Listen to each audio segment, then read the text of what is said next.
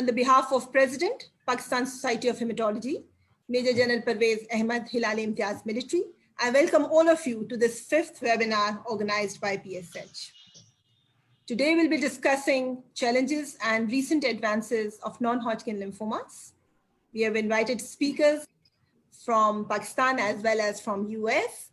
So we have 2 speakers today, Dr. Qurat Rizvi from National Institute of Blood Diseases, Karachi, and Dr. Farrukh Touseef Awan from Dallas, US. And in the end, we have invited expert panelists from all over the country. We're very thankful they spared their precious time. So we have Dr. Usman Ahmed from Shaukat Khanum Hospital and Research Center. He's heme-oncologist and a transplanter now, and he has a vast experience of managing lymphomas. Dr. Raheel Iftikhar from my own institute, Armed Forces Bone Marrow Transplant Center. So he would be very happy to answer the questions about diffuse large B-cell lymphoma. Dr. Usman would be dealing with mantle cell lymphoma. However, they have vast experience of managing lymphomas, so they can give opinion about other questions as well. And Dr. Kamran, Rashid, we are waiting him for joining. He is, I think, in the clinic, and he'll be joining shortly. He is also among the panelists, and he'll be answering questions about follicular lymphoma. So first of all, we'll be requesting Dr. Qurat Rizvi from National Institute of Blood Diseases, Karachi, under the able guidance of Professor Tahir Shamsi. She is managing lymphomas. So over to you, Dr. Qurat. Any, kindly start kare. We'll be muting our mics and your slides would be shared, right? Yes. Recent advances in lymphomas. Thank you.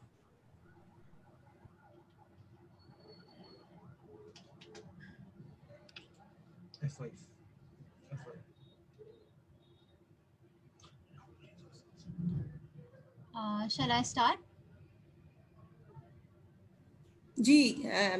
Dr. Qurat, kindly start. We all are here and many participants have joined, 34 participants, 35 now.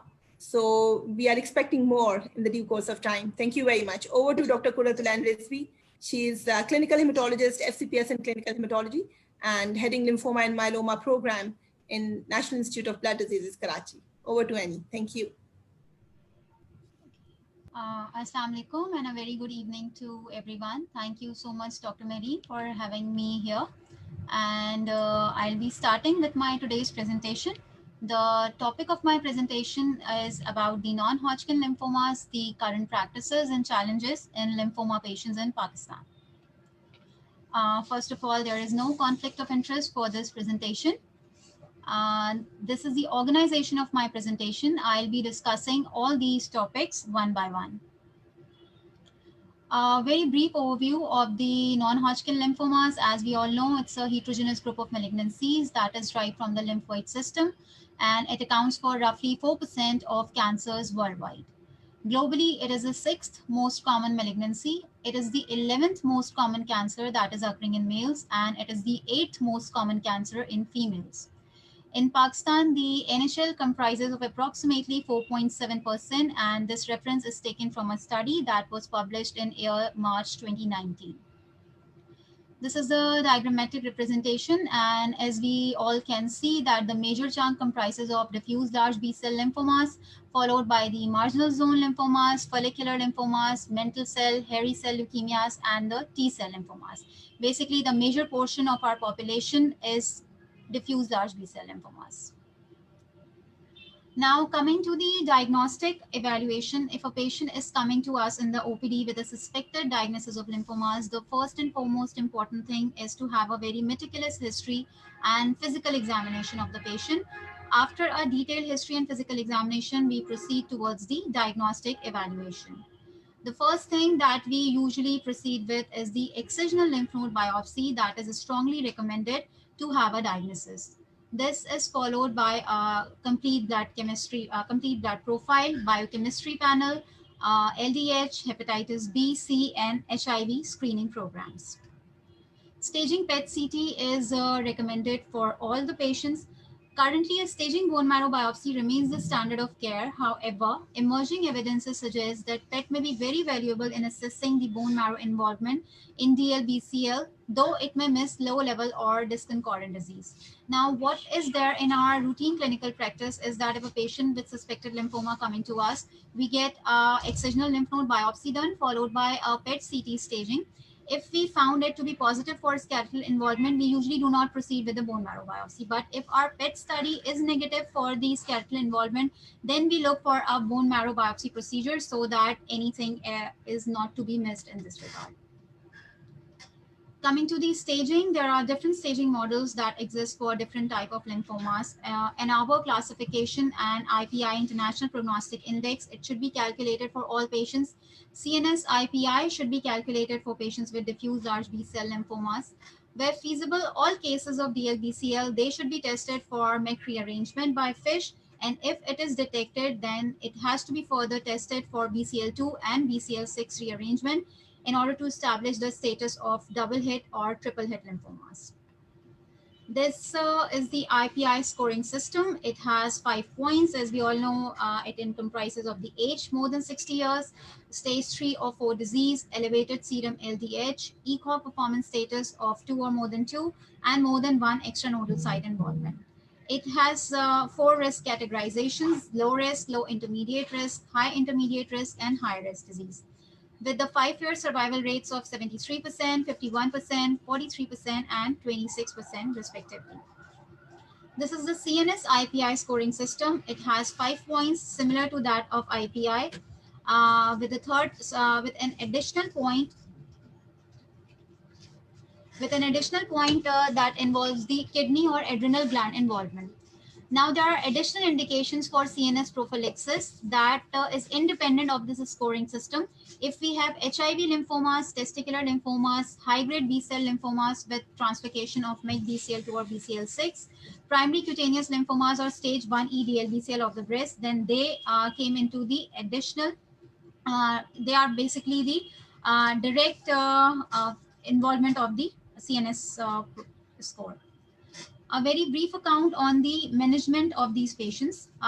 When a patient is coming with the stage 1 or 2 disease, the patients who present with non-bulky disease, that is defined as less than 7.5 centimeter involvement, stage 1A DLBCL, and non-bulky disease stage presentation, and they are presenting with the sites that are associated with low morbidity for radiotherapy, then they are usually treated with 3 to 4 cycles of R-CHOP chemotherapy, and this is followed by involved site radiation therapy of 30 gray. Another alternate option in this case scenario is the 6 cycles of R-CHOP, and it is usually employed in the cases where the site of involvement are those where we wish to avoid the acute and chronic complications of radiotherapy. Patients with non-bulky stage 2A DLBCL, they are treated with 6 cycles of R-CHOP. And patients with bulky stage 1A or 2A DLBCL, they are treated with 6 cycles of R-CHOP. And this has to be followed by involved site radiation therapy of 30 gray to the initial sites of bulky disease presentation. Stage 3 and 4 disease, that is the advanced stage disease, these patients are treated with 6 cycles of R-CHOP. Interim PET staging is very important, and that has to be performed after 2 to 4 cycles of chemotherapy in order to assess the response, and then management of the patient should be decided according to the results of this interim staging. Very brief account on the double hit lymphomas, triple hit lymphomas versus the double hit or triple hit expressors. Dose-adjusted EPOCH-R, it is reserved for patients with primary mediastinal B-cell lymphomas or high-grade B-cell lymphomas with double or triple hit status. Another option for these patients is R-CODOX-M or IVAC. These patients may be considered for a transplant consolidation in the first CR. Currently, there is no evidence to proceed with intensified regime that is based on the immunohistochemistry expression alone.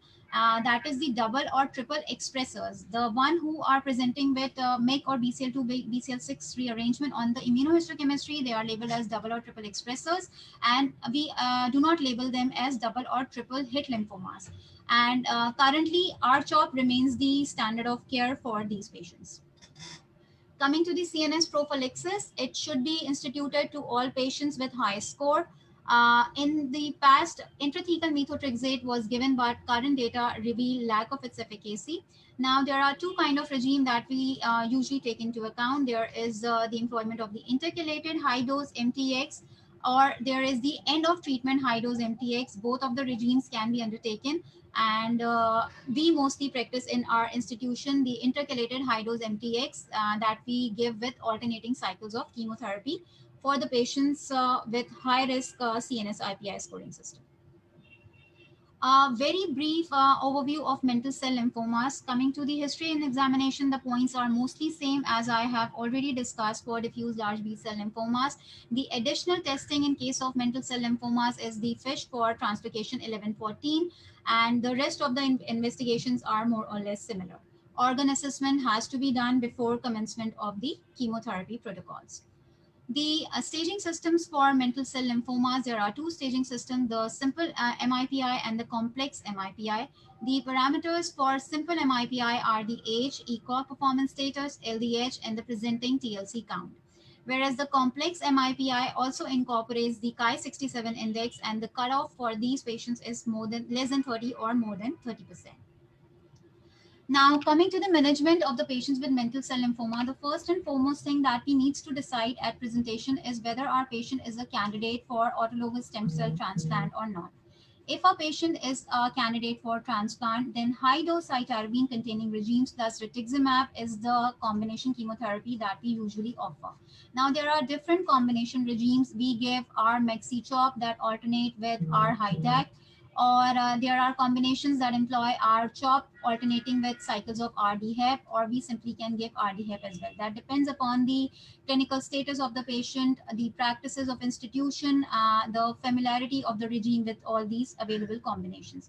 If the patient is found to be in the complete or partial remission, then we proceed for autologous stem cell transplant, and that is followed by rituximab maintenance, that is every 2 months for 3 years. That is what recommended. If your patient is not candidate for autologous stem cell transplant, but it's fit for the conventional immunochemotherapy, then we have options like R-CHOP, R-bendamustine, and VR-CAP, and this is followed by rituximab maintenance for 3 years. If your patient is not a transplant candidate and not fit for conventional immunochemotherapy, then we have certain other options that we can offer to our patients. That is attenuated doses of rituximab bendamustine. We can offer our patients our CDP, or our chlorambucil is also employed. Coming to the challenges, this is a little outline that non-Hodgkin lymphoma does not mean R-CHOP only. There is a lot more beyond this.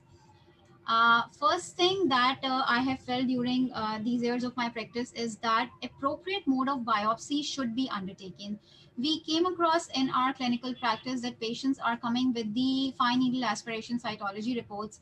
The reports are obviously, they are inconclusive, and that is very cumbersome on behalf of both the patients as well as on clinicians. Then we have to counsel them to get another procedure done in order to establish a diagnosis so that appropriate management plan can be offered to these patients. Now, bone marrow is not the initial test to make the diagnosis of lymphomas. A tissue biopsy is it has to be done, and bone marrow biopsy should be reserved for staging purposes, or in cases where diagnosis cannot be established by lymph node biopsy, or we do not have accessible lymph nodes, or there is difficulty in undertaking of that procedure.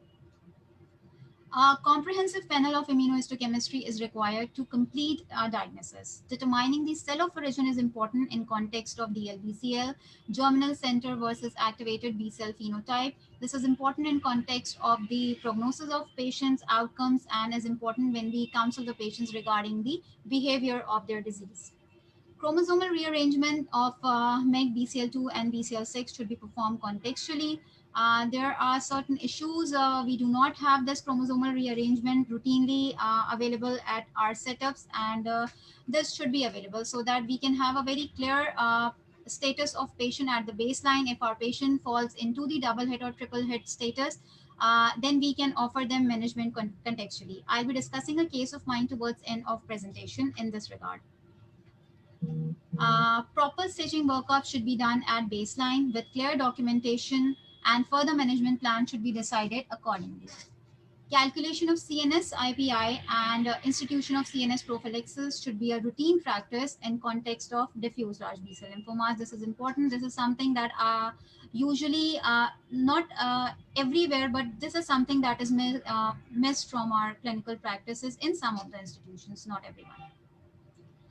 Interim PET staging, now that is something that should be a routine practice to monitor the disease response. This is important because if we do interim PET staging at appropriate time points, we definitely have the idea how our patient is progressing, and we are at a better status to give a proper management plan to our patients.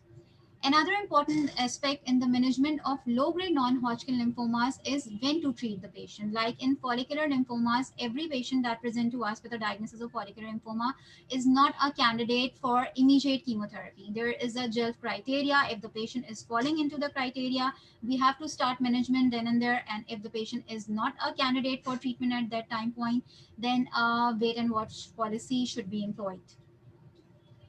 Counseling of patient is very important. Counseling of patient, family is important, a fundamental step, a detailed account of the adverse effect profile of the treatment, the prognosis, the probability of relapse. It should be made clear before commencement of treatment. Last but not the least thing that I felt as a major challenge in the management of patients of lymphomas in our part of the world is the financial restraint. It is one of the major obstacles in management of patient, right from the costing of diagnostics and prognostic testing to the chemotherapy and beyond. We usually employ PET-CT scan as the staging modality in our patient with lymphomas. The cost of PET scan that is available in our setup or in our part of this area is, it starts from like 55,000 minimal and it goes beyond to 85 to 90,000. And asking patient to spend so much of amount in the context, it's difficult for them to arrange, get it done. And if we come to the setups where this modality is being provided free of cost, then there is a long a waiting list. It took around 2 to 3 months, and that is cumbersome for the patient. Obviously, we cannot ask the patient to wait for 2 to 3 months to get it done, and then we proceed with the commencement of our treatment. In the end of my presentation, I would like to share a case of mine. He's a 26-year-old male. He was diagnosed in May 2020 as diffuse large B-cell lymphoma stage 4B. It was a non-germinal center B-cell, and it was a triple expressor status. Unfortunately, I cannot establish the triple hit status of this patient. His IPI score at presentation was 3. His CNS IPI was 3, but there was a testicular involvement that put this patient into the high risk of the CNS relapse. He received 4 cycles of R-CHOP chemotherapy along with 2 cycles, alternating cycles of intercalated high-dose MTX. This is the report that is interim PET-CT. I will read it for you guys. It shows that there has been a marked response to treatment. There is regression in the disease according to the initial site of presentation. However, there is mild FDG uptake at the mediate end of right clavicle, but unfortunately, there is this 2 new FDG avid deposits in the left adrenal gland that were not present at the baseline CT. Keeping in context these 2 new FDG avid deposits in the left adrenal gland, this patient came into the category of progressive disease according to the response criteria of NHL. Now, this patient is a progressive disease, and we have planned this patient for salvage therapy followed by allogenic transplant since he's 26 years old. I would like to have your input regarding this case, and this is all from my side. Thank you so much for listening to me.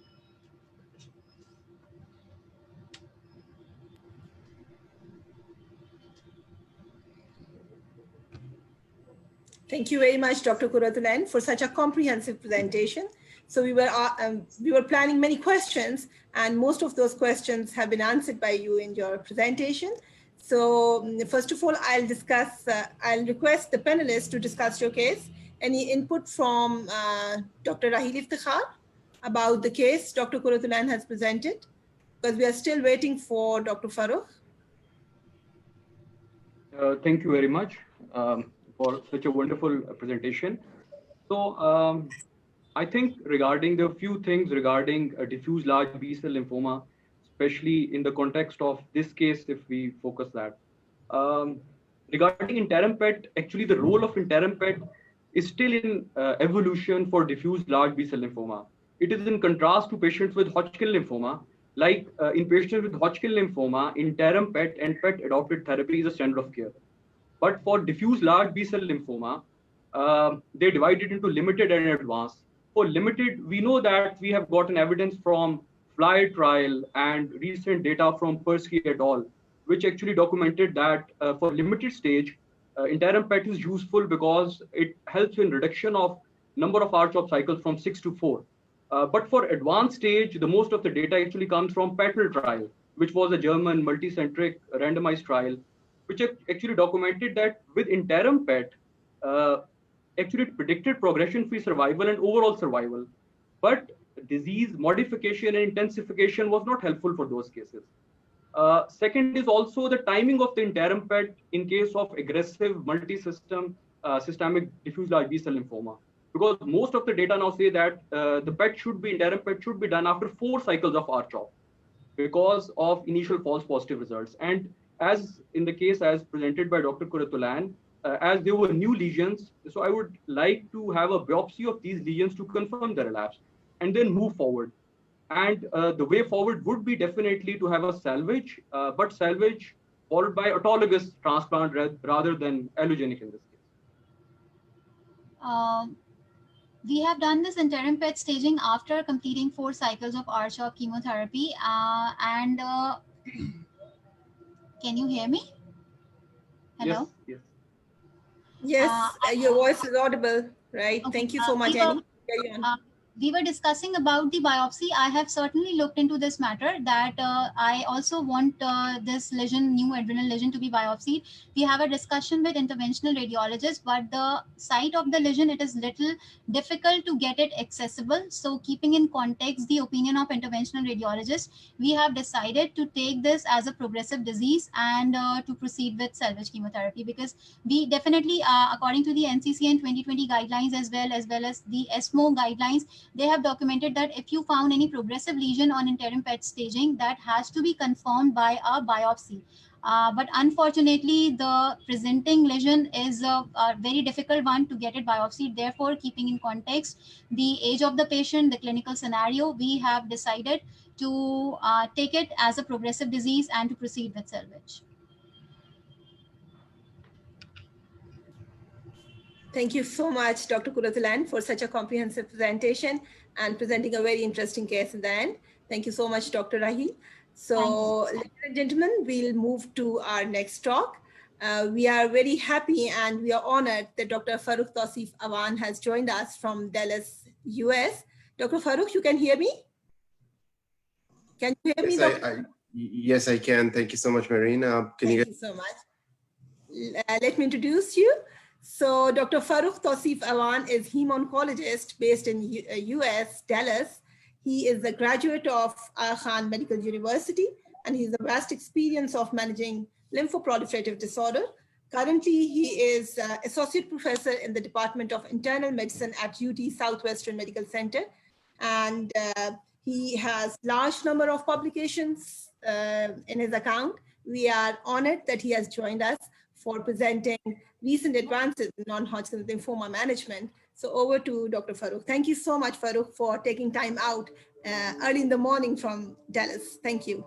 Sure, not a problem. It's always a pleasure talking to everyone in Pakistan, and I hope you guys will enjoy the discussion. And I've tried to keep the presentation short so that we can have some time for discussions exactly like the one that we just have. On a large cell lymphoma relapse. So as I'm trying to figure out the way to share my screen, so in the meantime, so I'll tell you what happened in the last month. In the last month, and some of you have shared this with Raheel, and I've shared it with Munira. I don't know if she's online too, but I've had... we can see your slides, by the way. Your yes, slides are... I will make it in the presentation board. Yes. So we... I had a few consultations from patients in Pakistan about different concerns or questions that they had with regards to their patients.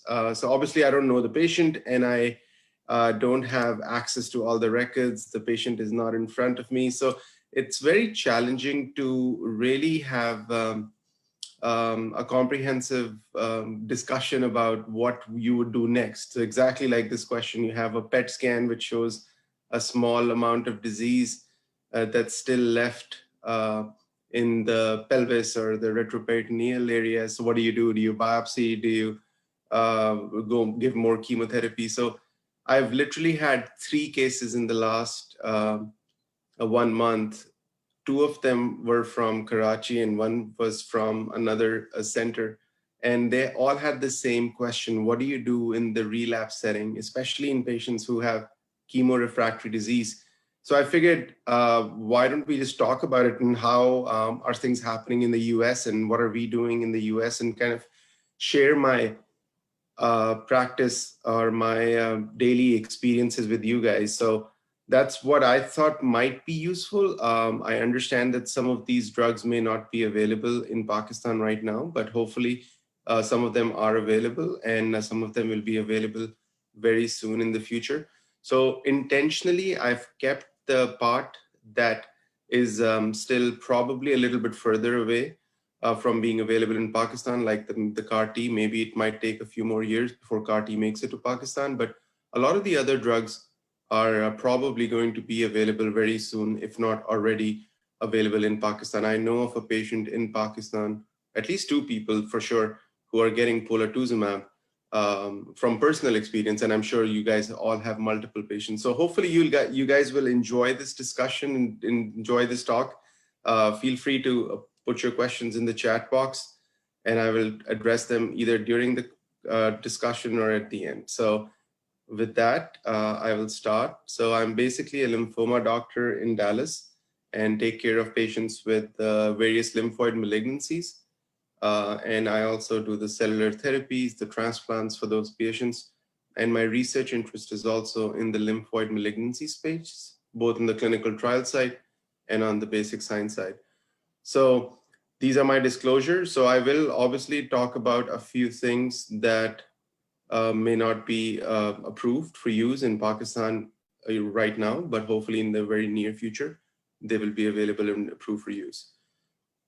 All right, so 2 things. What is the new hottest thing out there for large cell lymphomas? What am I excited about or not so excited about? So we'll talk about it mostly in the context of large cell lymphoma, because I feel that that's probably the most relevant or common problem that you guys deal with. Obviously, that's the most common subtype of lymphomas. So most of the discussion will be focused on large cell lymphomas. And then I'll just share some of my experiences, or I guess the problems that's arisen from COVID. So, you know, there's no one way of doing things in the COVID era, but I would be happy to talk about that if you guys are interested, and we can expand that discussion too if you want. All right, so let's talk about large cell lymphomas. So, I mean, you guys all know how to treat large cell lymphoma. It's not rocket science. R-CHOP is the standard of care. We've been arguing about 4 cycles versus 6 cycles versus 8 cycles, 14 days versus 21 days for years and years and years. So there's no point in going into it, but the point is that there are 2 main papers or major papers in the last couple of years that have almost consolidated the role of R-CHOP for large cell lymphomas. So one of them is this FLIER study, and it's basically for patients who had limited stage disease and low IPI 0 basically disease. So these are patients with good risk disease, stage 1 or stage 2. And in those patients, the idea was, if we de-escalate R-CHOP in young patients who have an IPI of 0, can we cut down on the amount of R-CHOP? And the answer was that yes, that if you do 4 cycles of R-CHOP followed by 2 of rituximab, then you don't have to give all 6 of R-CHOP, and you can cut down on the chemotherapy, and you can cut down on the side effects of chemotherapy.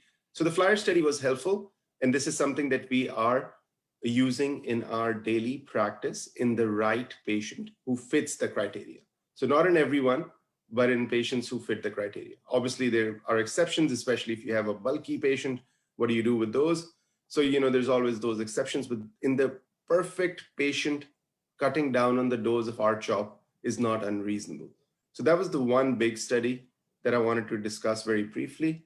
And then moving on, we all know about the 50303 data.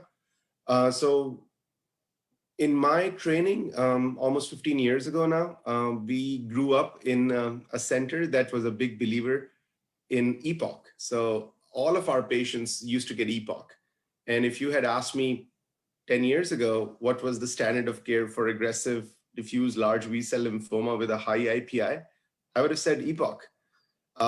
Because we all had seen the phase 2 data that came out from NIH, and Wyndham Wilson shared his data, and everybody was a fan of EPOC. We were so comfortable with EPOC. We were getting good responses, and it was said to easily beat R-CHOP, and at least that's how we felt. And as it turns out that when you finally compare a phase 2 result with a randomized phase 3, large phase 3 study, it doesn't necessarily always pan out, because real world is slightly different from one or two institutional experiences, which look very promising initially. So this was a very anticipated, highly awaited study, which had been going on for a long, long time. And ultimately, basically, it said that R-CHOP was as good as our EPOC and less toxic.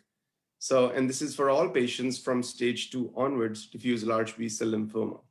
So essentially, our EPOC after this is dead for the vast majority of patients with diffuse large B-cell lymphoma. There's always those certain exceptions in which we would still use our EPOC, and double hits, and and the aggressive ones, and some people also use it for transformed follicular lymphomas. And we can keep arguing about this data all day long. And I know that there's been multiple discussions about whether you use EPOC in the high-risk subgroup, in the very high IPI. And if you look at the subset analysis of 50303, the high-risk group actually had a better outcome with EPOC. But then the argument is, in a well-controlled, large phase 3 randomized study, R-CHOP was as good as our EPOC. So in my mind, the vast majority of patients, the R-CHOP would be the correct answer. And I think we should just stick to that. So obviously, there's always a discussion about the presentation of the patient, various genetic factors. So those two studies are important as we stand right now, and both of them have happened in the last 2 years. So that kind of consolidates R-CHOP as the winner, as the therapy that everybody wants to beat or improve on. And it's been proving to be a difficult challenge. So here's what we know. All right, 60 to 70, maybe 80% of the patients with large cell lymphomas will be cured upfront with R-CHOP. It's all about the other 20 to 30 to maybe 35, 40% of patients who will have recurrent disease. And this is where it gets very, very tricky. It gets very exciting. How can you identify the various subtypes and see if they would have different outcomes? Can we do anything for these patients? Can we add additional drugs? So I'm sure you guys have been following this whole, I guess, effort that is going on in the US with basket trials. I'm sure you guys have heard of those.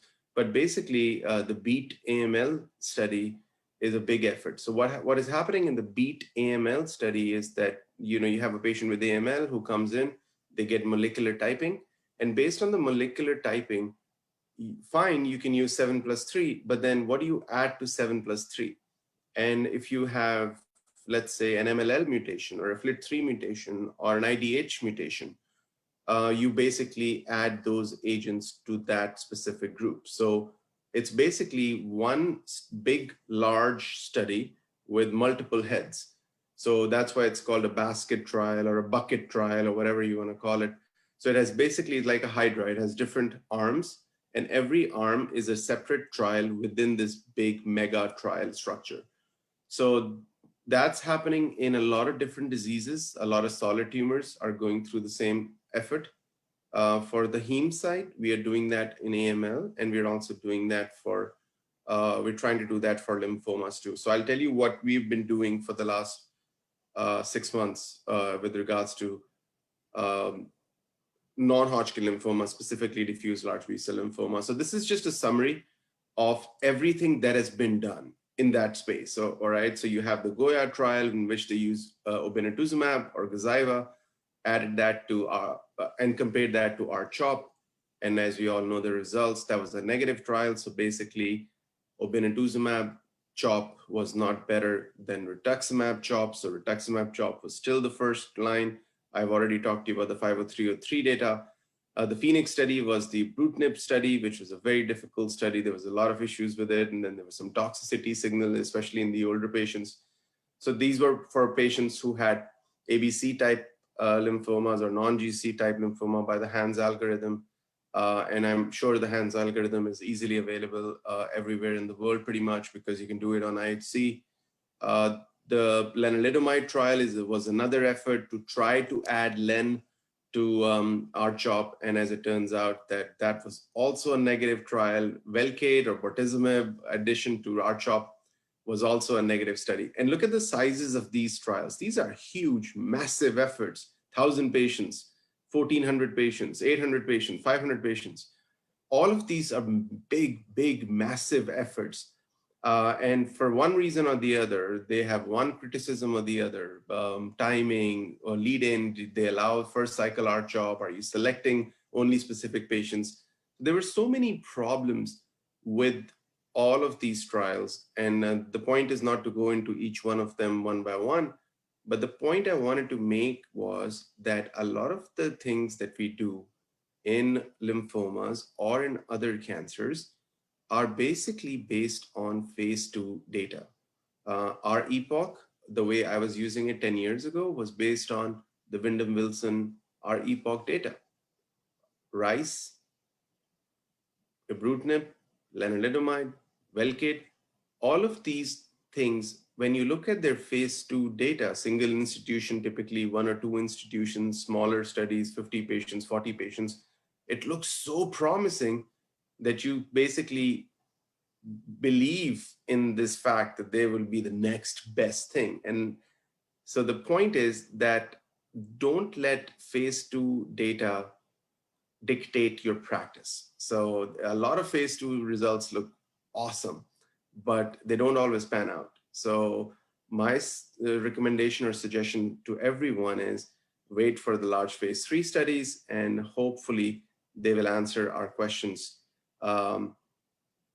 eventually, but it takes time. So I don't change practice right now anymore based on only phase 2 results. So this is just an example. I mean, all of these phase 2s were supposed to be so much better than R-CHOP, and it was supposed to be easily better than R-CHOP, but as it turns out, all of them were negative trials.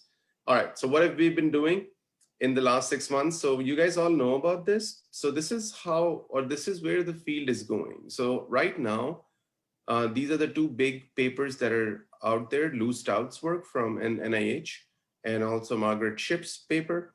So basically all they've done is they've tried to break down the type of diffuse large B-cell lymphoma. So we all know that it's not one disease.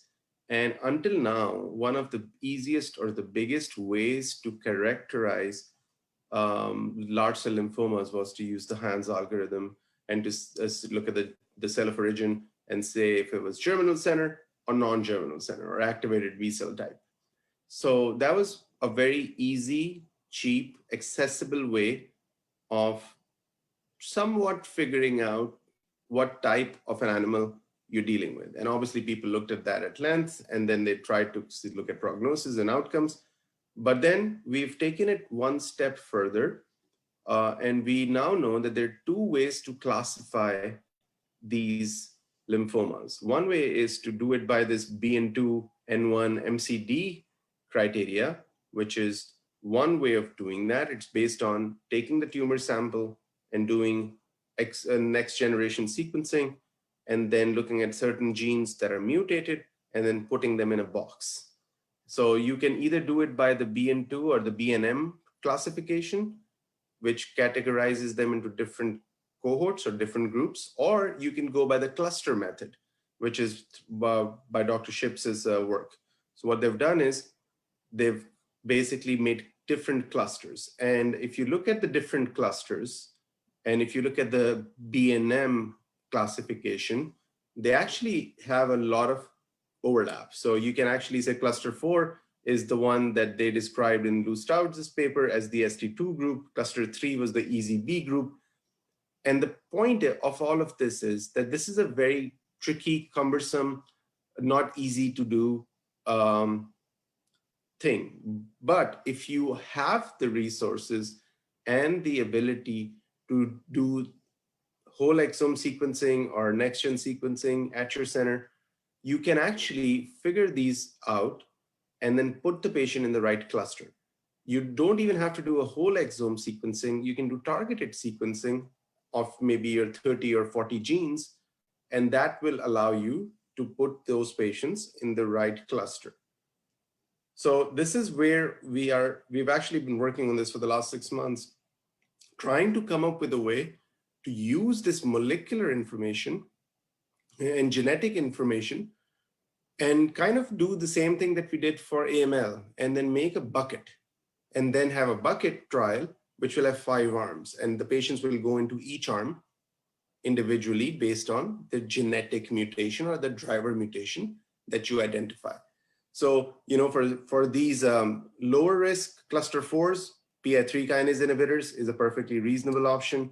For your cluster 3s, you can do BCL2 inhibitors or EZH2 inhibitors. So basically, you target the driver mutation along with RCHOP. So RCHOP still remains, but you can add these things to the RCHOP backbone and hopefully improve outcomes. So rather than just doing it for everyone based on GCB or ABC, you basically get more specific and more intelligent. Now, obviously, even in the US now, this is going to be a very difficult effort. Even within our center, I've had a hard time getting this established, getting the insurance companies to pay for it. It's expensive. It just takes a lot of effort. When I started doing this on a commercial, regular basis for my patients, the vast majority of insurance companies were not paying for those testing. Now, some of them are paying for it. And I remember the first time I did it a few years ago, the cost was almost $7,000. And now I think the cost can be as low as $500 to $600. We are still in our center doing this on a case-by-case basis, but my cost is roughly around $3,000. So it's not cheap by any means. It's a very expensive assay, but it gives you a lot of information if you have the resources or the tools to target that specific mutations. And fortunately, we do have access to some of these drugs already. So we can easily target them. So what we are planning on doing is that using these and then putting it into a basket trial. But even if you put all of them in, even if you use all of these various genetic markers, you can only classify 60% of large cell lymphomas. The other 40% go into another bucket, which is called the unclassifiable ones. And similarly, for cluster 2, which if I go back right here, cluster 2 is the A53, which has the P53 inactivation. So far, we don't have any approved agents. Now, there are new MDM2 inhibitors, which are being used for patients with TP53 deletion or TP53 mutation. But those 5 or 6% until now did not have a targetable drug that we could use. But 40% are ones that in which we don't even know what the driver mutation is. And those are the ones that are the problematic ones. How are we going to target those 40%? Because the 60%, okay, fine, we can theoretically say, okay, fine, if we add lenalidomide or BCL2 or whatever, ibrutinib, we can improve outcome. But what about the others? And that's what the big question is right now that we are trying to address. Is there a rational way of doing that? So we proposed one of those studies in which they had multiple arms and see what happens. But right now, that's where the discussion is, and we'll see what happens. It will require a lot of money, a lot of effort. So, okay, fine. So what are we doing for patients who are relapsing? What about the 20 to 30% who relapse and who have refractory disease? So here, again, this is established information. There is no rocket science to it. If the patient has chemosensitive disease, if they get into a remission, if they respond to any salvage therapy that you use and get into either a very good partial response, ideally a complete remission, you should go for an autologous stem cell transplant. And that's been established for the longest time. And that basically was from the Parma study in patients who are responding to chemotherapy. You know, this study is 25 years old now, I think. And, but it's still true that in patients who actually get into a good, durable, very good partial remission, some people would use that to proceed with large auto transplants. Some people want their patients to be in a CR. But if you have chemosensitive disease, autologous stem cell transplantation is still considered standard of care in second remission as a consolidation for eligible patients. So I think it still stands true. Now, here's the issue. There's already a lot of trials that are comparing CAR T versus auto. And once those studies are completed, then we will see if we would rather go for cellular therapy or transplant in the relapse setting if they have chemosensitive disease, and if they get into a good remission. Okay, what about auto transplant after early R-CHOP failure? Again, this is our own Dr. Hamadani's work, and they've shown that if you fail within the first year after R-CHOP, those patients do poorly. So, you know, they were looking at it at a different strategy. Who is not responding to upfront? That was one way of looking at the data. And the other data point that we want to look at is what's happening and how fast are they relapsing? Can we then predict? Should we then sequence them again? Has there been a clonal evolution of the lymphoma? So that's another thing that we have seen, and it's again fairly well established, that if you relapse early after R-CHOP, those outcomes are not as good as if you relapse after a year. So within 9 months, it makes a difference actually. All right, so CR, you get R-RICE, DHAP, ESHAP, whatever you want, you get into an auto. But if you have less than a CR, and this is where the argument starts, what about PR? What about VGPR or very good partial remission? What about stable disease? What about progressive disease? What about if they have minimal disease? So there's so many different arguments and everybody has their own opinion, and people will do different things, but there is no clarity on it. So almost 5-6 years ago, I did this, and it's probably true. So if somebody wants to update this paper, I'm more than happy to consider it. But basically at that time, 6 years ago, I looked at all the trials that were done at that time and available at that time. So this is old data. I'm sure there is an update to this, but basically the point was of showing you this was, if you look at all of these studies, there really weren't a whole lot of phase 3 trials in the relapse setting, number one. Number two, they were all small studies, phase 2 studies. And if you look at the column on the right side, 16 to 50 patients, very, very small studies, GEMOX, DHAP, bortezomib, you know, you name it and it's on here. And people have used all ESHAP, EPOC, whatever, DHAP, RICE. Everything was based on very, very small trials at that point. And there wasn't really a gold standard option. Why do I use RICE? Because that's what we used in our training. So that's what we saw our seniors use. So basically that's why we're using it now. But really there ain't a whole lot of good data about what's the best treatment in the salvage setting, in the first relapse setting. And this is the first column here, basically is all the trials which had more than 50 patients. And that at that time, this was the Zevalin-Bexar eras. People were still using Zevalin. So there was a Zevalin trial, the bendamustine rituximab study, was the big one here with 59 patients, and that had almost a 60% response rate, or I should say, yeah, I think this is done on response rate. So, and then there was this one study in which you had R-GemOx, which had and rice, which had much better outcomes. So that's why people started using more of those. And bendamustine rituximab was also one of those options. But for the vast majority of studies, all of the action is in the 60 to 80% range for the good ones, and in the 30% range for the bad ones. So basically, there is no clear winner in my mind in the relapsed space. Obviously, people keep looking at this in different ways, but if you have a good combo, if you have a good cocktail in this setting, you will probably get into the 60, 70% response rate range. And if you have a less than best option, you'll be in the 30 to 40% range. The other important thing about this was that toxicities were obviously a major consideration. I mean, what about the toxicity? And the third thing was that if you start using them beyond first line or second line, I should say, if you start using it in the third line or the fourth line setting, these responses go down dramatically.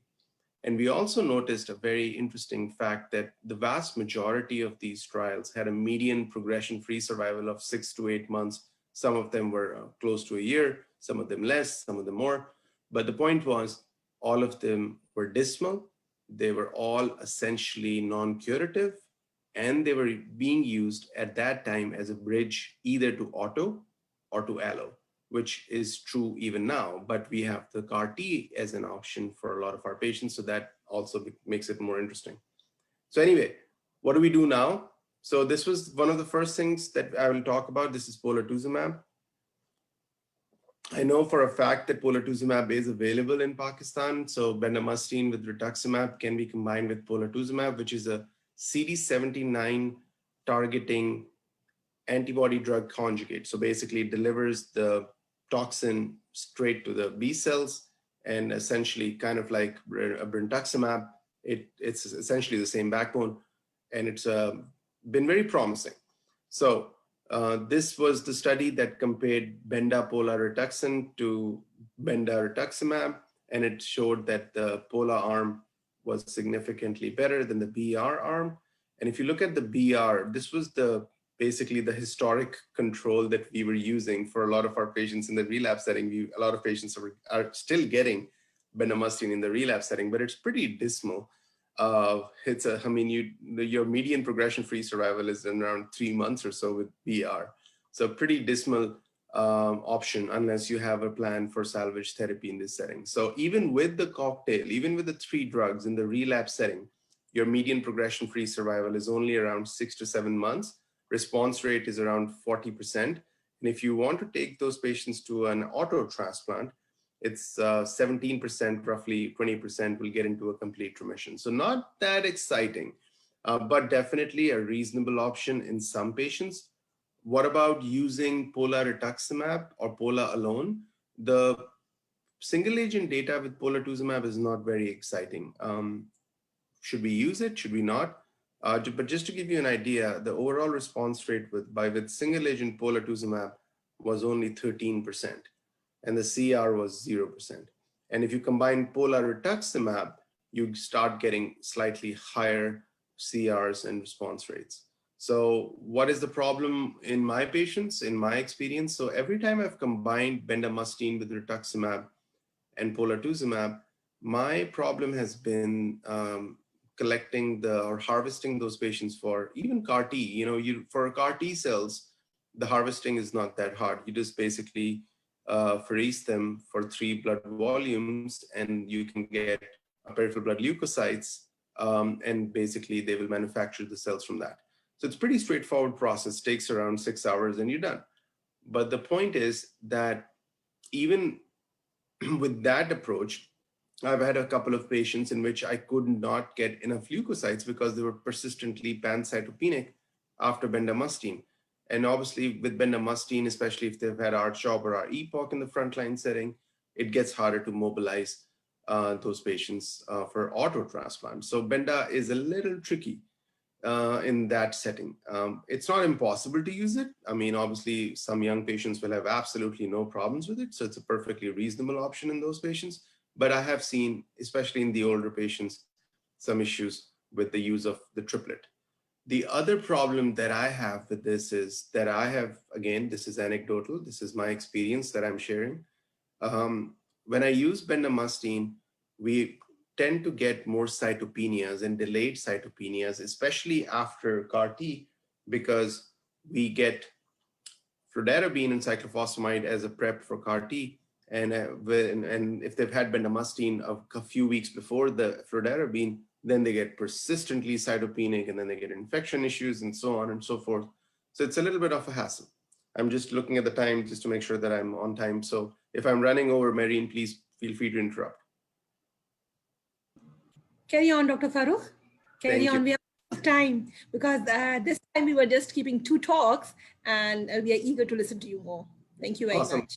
Perfect. So bendamustine rituximab with polatuzumab, perfectly reasonable, definitely an option to consider. All right, so let's move on. So I'll tell you a story about the next one. This is tafasitamab. This is the Cd19 antibody. So almost 15 years ago now, during my postdoc in the lab, I wanted to make my paper exciting. So I've already spent 2 years on this project in the lab. And I was like, how can I make this paper more exciting? So we basically did an experiment in which we used this antibody, which was at that point called XM5574, because it was a Xencor antibody. And I basically said, does it activate phospho-ERK in NK cells? And the idea was we were looking at CD16 and CD32, basically the NK or the Fc gamma receptors in NK, where the Fc portion of the antibody, if you remember your biochemistry, the antibodies have the Fc portion, and the Fc portion binds to the NK cells through CD16, 32, or 64, or the Fc gamma receptors. And the Fc gamma receptors signal through phospho-ERK mechanism. And I basically wanted to show that that Fc gamma mutation in that particular antibody was able to activate NK cells at the cellular level. So basically, when I used this 5574, it showed that the phosphorylation was increased. And I remember this experiment was extremely difficult to do. It's a 10-minute incubation.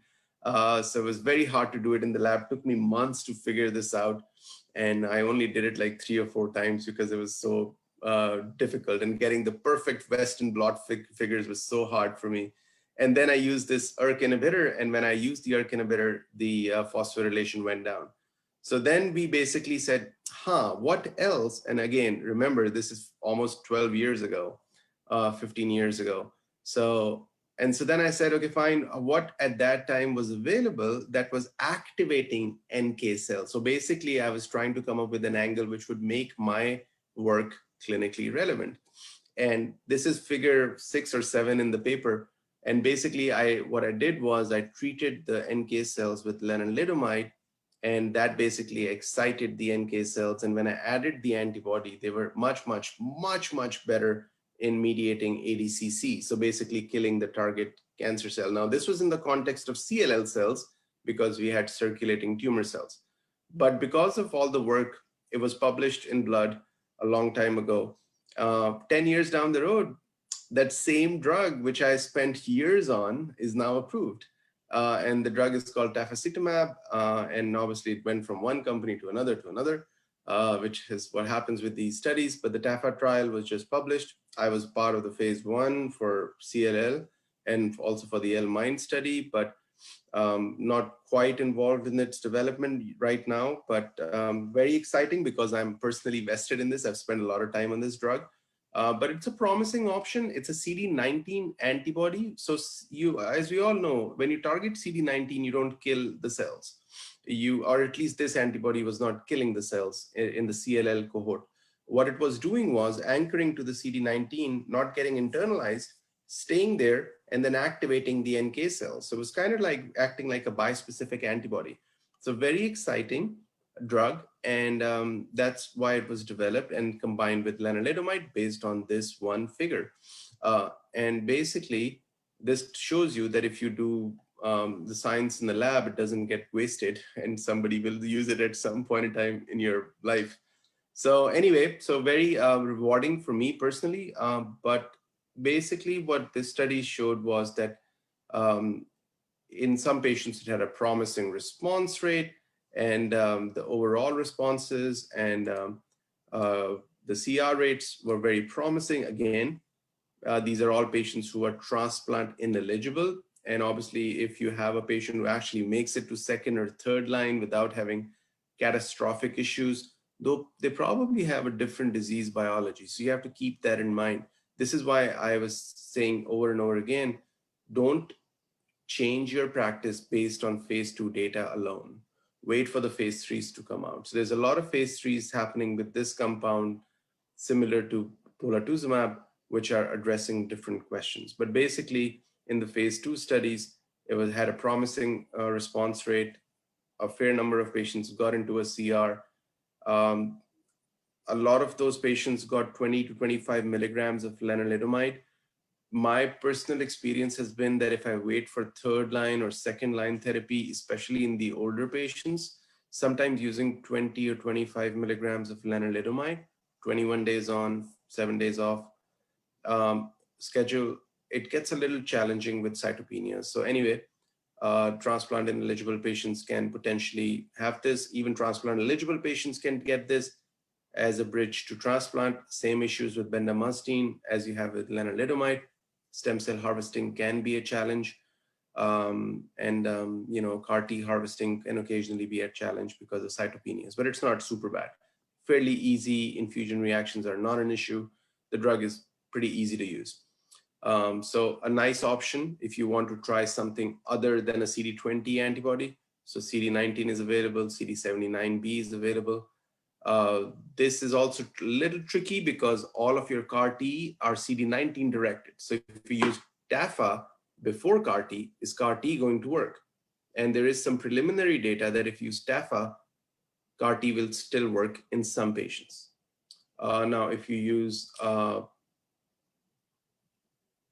T first and then use TAFA, will TAFA work? And the answer is we just don't know. But there is some preliminary data that if you use TAFA in the post-CAR T setting, we should see it work. And this is a very critical point because a lot of patients are getting CAR T now in the US.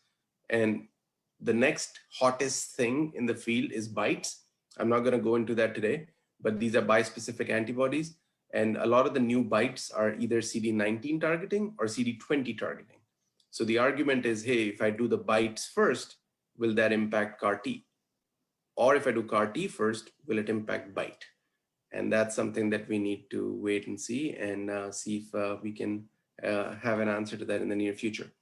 Another drug that we've been involved in for a long time, this was the Xpo inhibitor or a nuclear export inhibitor. So basically it doesn't allow export of different proteins or transcription factors from the nucleus, and basically results in cell death. So oral therapy, not the easiest drug to use, a lot of nausea, vomiting, weight loss issues.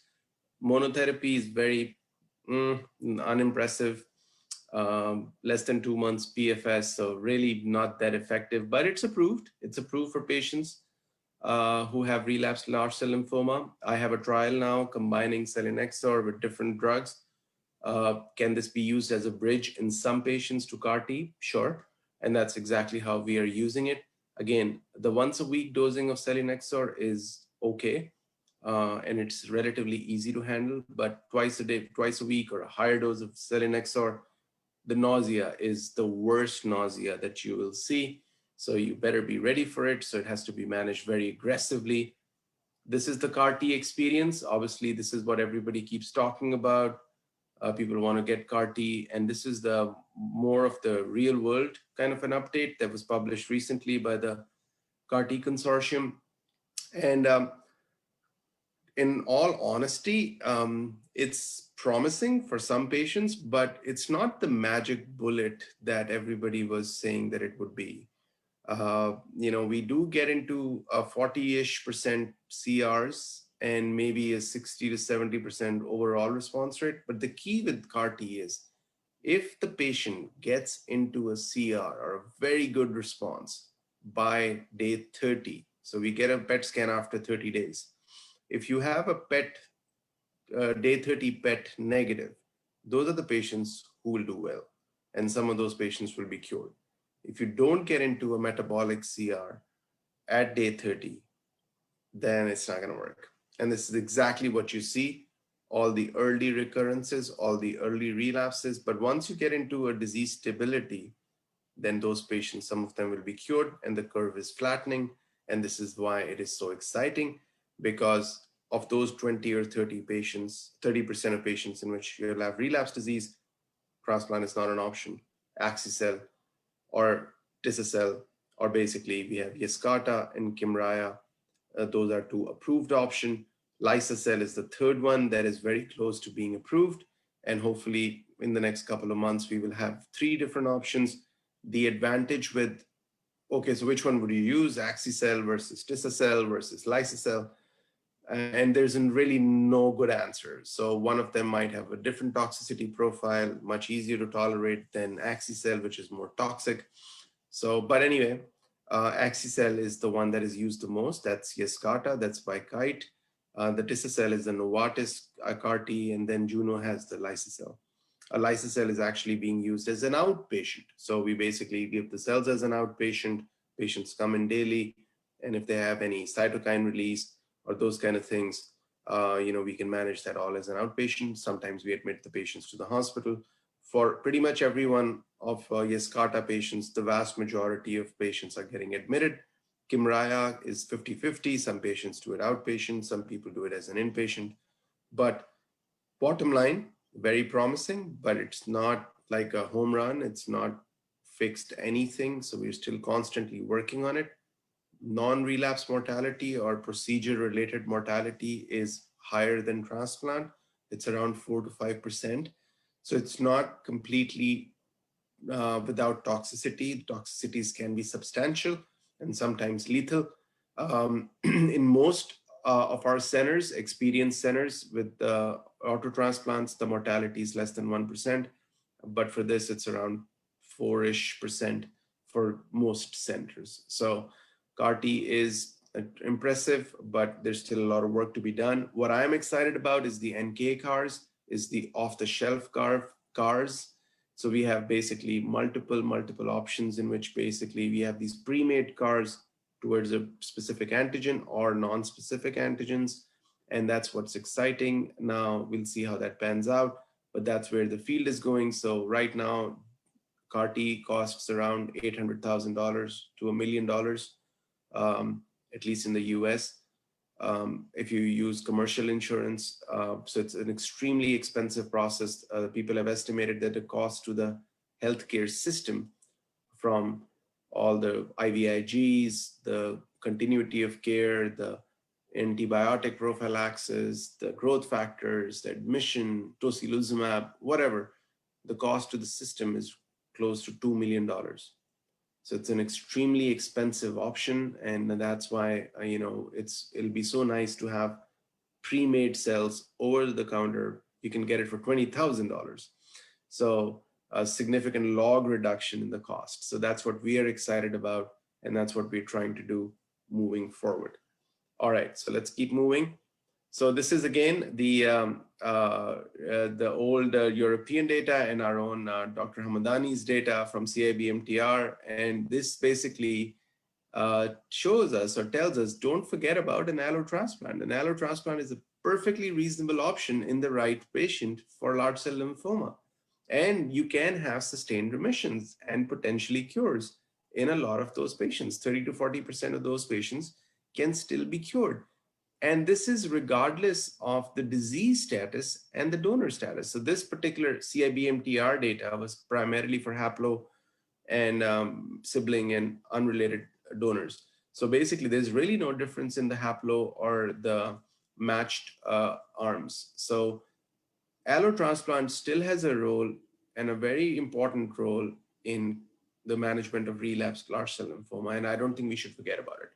So this is again just an example of that. So What else can we do? Can we make it a little easier? So this is where we'll talk about sub-Q rituximab. So that's a perfectly reasonable option. This is the MAB-East trial, which basically compared IV versus sub-Q R-CHOP. And it was basically fairly similar in outcomes. There was no difference in progression-free survival or overall survival. So how are we managing our patients in the COVID era? What's happened to us? What's our practice like? So I can tell you that in our hospital system, we have two hospitals, sister hospitals in Dallas that are right next to each other. And we basically take care of patients in both the hospitals. And they're literally across the street from each other. So that's basically roughly a 2,000 bed hospital complex. So in those 2,000 bed hospital complex, by June, July, we were up to 240, 250 patients with COVID, around 50 or 70 in the ICU, and the rest were on the floor. So almost 10% of our hospitals had COVID patients, which it doesn't sound a lot, but if you think about it, it's actually a lot of patients, because the problem is of all the precautions that you have to take with those patients when they use a CT scan, when they use a PET scan, when they use a chest X-ray machine, then they have to be decontaminated. The surface have to be wiped down, and patients they can't wait in the lobby with 5 other people. So the logistics and the spillover effect of even one patient impacts a lot of patients around them. So unfortunately, even though the number of patients were not high, it does impact care to the other patients. So then we went from roughly 200 240 to 50 patients down to 50. And in the last 2 weeks, we are back up to 150. So we're definitely seeing another spike. When we had our first spike, we basically shut down for everything, and we weren't doing any transplants. We weren't doing any elective procedures. What's going to happen in the next 3 or 4 months with the elections coming up, with the Thanksgiving vacations and people meeting each other? This is the holiday season is starting in the US, Halloween, Thanksgiving, Christmas. So it's going to be interesting how things evolve over the next few weeks and the next few days. It's a very challenging thing. And then once you get, as a healthcare provider, I have to go to work every day. And, you get exposed, and then you have to go to quarantine. And I'm sure it's the same for you guys. So it's a constant challenge. People can't come into work because they've been exposed, and the kids have been exposed. And if they start going to school, and if you have schools that are open, there are some that are open. So then that's another challenge that they have to face. So it's a lot of problems that we have to face right now. And we're trying to do the best we can, I'm sure, like everybody else. We also know that people who are immunocompromised or getting chemotherapy are at a higher risk for getting complications from COVID. So we have to absolutely minimize interaction and work on social distancing, masking, whatever else you need to do. Eyewear, eye protection is also important, which we have to do. And then all the elective procedures, I would say, if you can defer it or delay it or postpone it, that's what we have been doing, and it's consistently the same way. So one of the ways that we have actually tried to do that is by using the sub-Q method of rituximab in patients in which we absolutely want to give rituximab. And we basically are using it because there is no difference in outcomes or disease outcomes or survival outcomes. Chair time is decreased. You get the first one as an IV, you get the sub-Q, you're in and out in 15, 20 minutes. Patient satisfaction is improved, their interaction is improved. That opens up the space for more patients to be seen. So it's very convenient for the vast majority of our patients. And activities of daily living are improved. It does have issues with injection site reactions, but most of the times it's very manageable and easy to take care of. So MabThera is approved for patients with follicular lymphoma and various different histologies of non-Hodgkin lymphomas, large cell lymphomas, CLL, and so on. You can, in my mind, off-label, talking now strictly off-label, you can essentially substitute it for any other antibody or rituximab administrations. If you're using R-CHOP, in my mind, it would be pretty straightforward to switch rituximab IV to MabThera sub-Q, and that just helps your patients out. significantly. But there has been some issues. People have questions about whether we should use it. What about the high dose? Does that impact outcomes? So essentially, it's exactly the same. And the only difference with between MabThera and the rituximab that we use IV is the hyaluronidase, which allows us to give it under the skin and allows penetration in the skin tissue. And the hyaluronidase denatures within for 2 days. And then the rituximab basically is in the system by then. Bioavailability is exactly the same, and I'll show you that in a minute. But basically, if you're looking at rituximab from when the time patient comes in, blood work, IVs, so on, chair time, infusion, pre-meds, 3 to 4 hours minimum, in my experience, possibly more, depending on how fast pharmacy can make the drug. That just basically means a chair is gone for 8 hours roughly, because then they have to get CHOP or BR, whatever else they're getting with it. So 5 to 6 hours gone.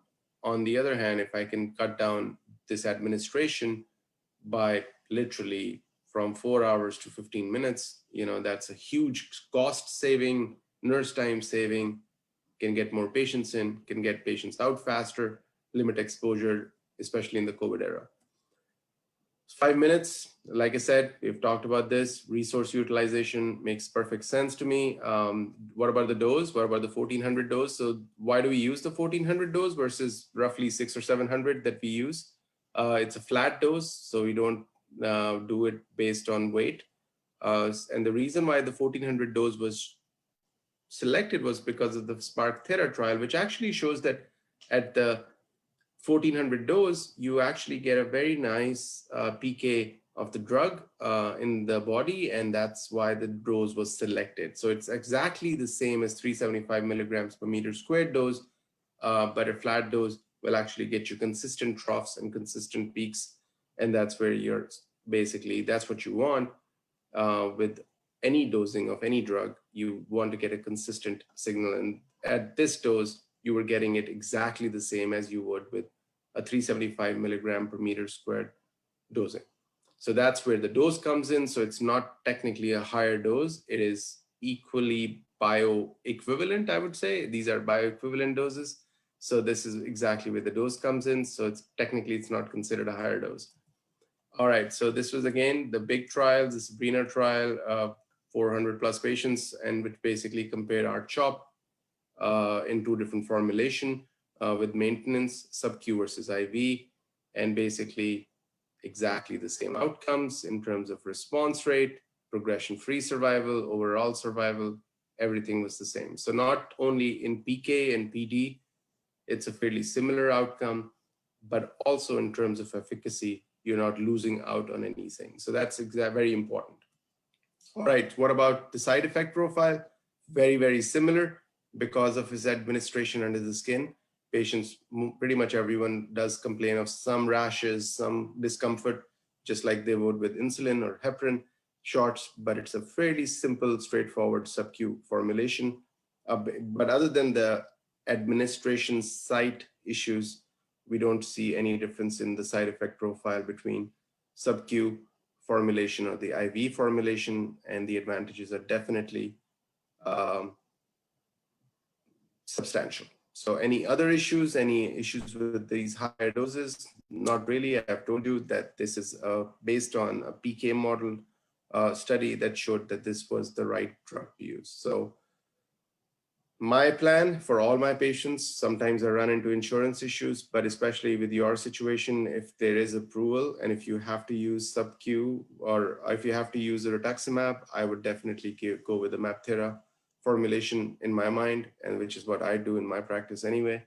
But obviously in the US, at this point, there are issues with biosimilars, and there are some pharmacy rules and regulations that I have to follow, and sometimes insurances that I have to fight. But if none of those are an issue, then we definitely go with the sub-Q formulation. Fast, easy, and effective. We've touched all of those areas. Pretty no-brainer as far as I'm concerned. What about patients? Do they care? Do they mind getting the shot in the skin? And as this basically says that consistently across the board, when patients were specifically asked about whether they would prefer the sub-Q versus the IV, pretty much everyone felt strongly that they prefer the sub-Q formulation over the IV. Do they feel that it impacts their interaction with the healthcare team? Does it impact their interaction with the nurses, the doctors? Do they feel satisfied? And the answer was no. We still feel that it takes much less time, and we still can communicate with our team, and we feel very comfortable with it. So all of those things have been very thought through, and a lot of patients have actually participated in those trials and have actually done really well, and that's why the drugs are approved. So great option with a good clinical activity, addresses the need, especially in the current era, and basically opens up our clinic space and our infusion space for a lot more patients. So, and that results into cost savings, and we can get more patients in, and it helps everyone. So with that, I will wrap it up. This is one of those things that I put together almost 6 months ago now in the early stages of COVID. So it's probably still true. So how are we dealing with this COVID era? So if you have a elective procedure treatment that can wait, you should wait. Ideally, limit exposure. You don't want your patients to be immunocompromised, especially nowadays. But if you have to use it, just be cautious and go for it. But clinical trials are getting a little tricky. But hopefully we can start doing more and more in the future once we get the vaccines out, and hopefully get back to normal in the near future. But until then, be safe, and hopefully everyone will be okay. So thank you for your attention, and I look forward to your questions.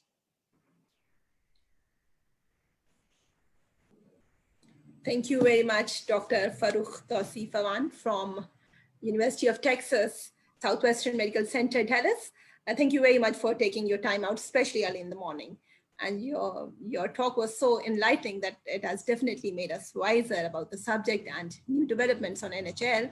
And at the same time, Farrukh, I would say that it has made us a bit depressed as well, because we are missing few of the diagnostic modalities like NGS, whole exome sequencing, and many of the therapeutic modalities like this is polatuzumab and CAR-T and NK CARs and monoclonal antibodies, stuff like that.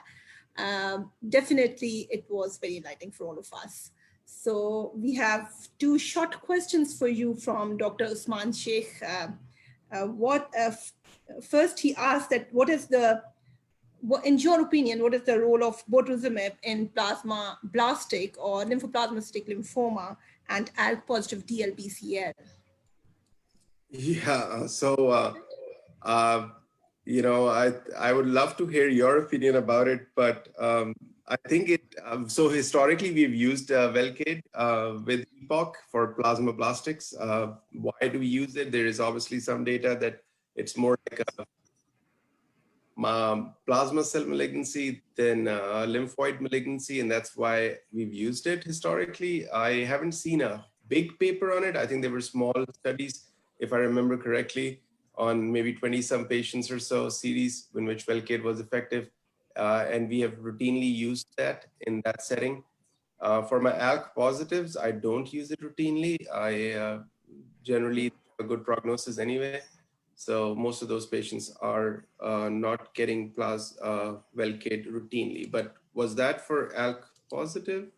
DLBCL? He was specifically asking about ALK-positive DLBCL. DLBCL. I'm not sure if you're doing ALK testing routinely on all our DLBCLs. So I cannot answer that question. But so the answer is no. I don't use it routinely for Velcade for my ALK-positive DLBCL. I guess I should check it more. But I'm not checking. Another very simple question: your personal preference about low-grade, early-stage NHL. What do you use in your routine practice?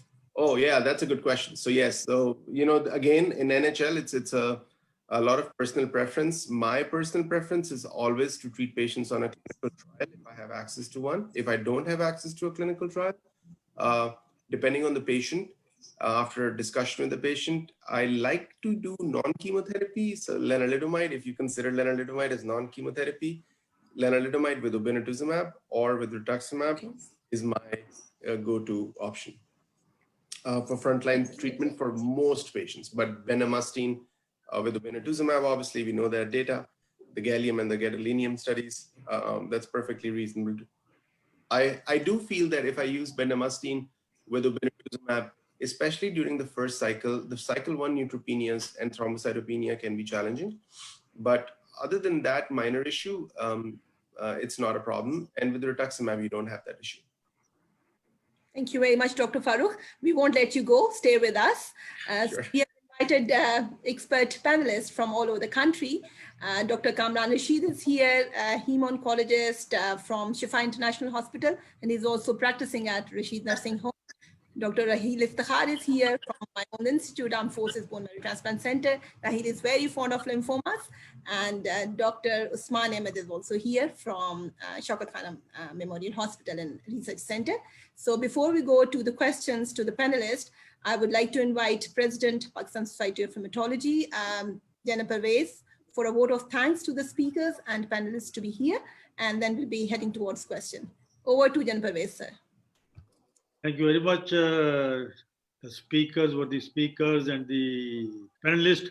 It's always a pleasure to listen to Dr. Farrukh Awan, and it's heartening to see him and a very illuminating talk. Thank you very much. Thank you very much for joining us at early morning on weekend.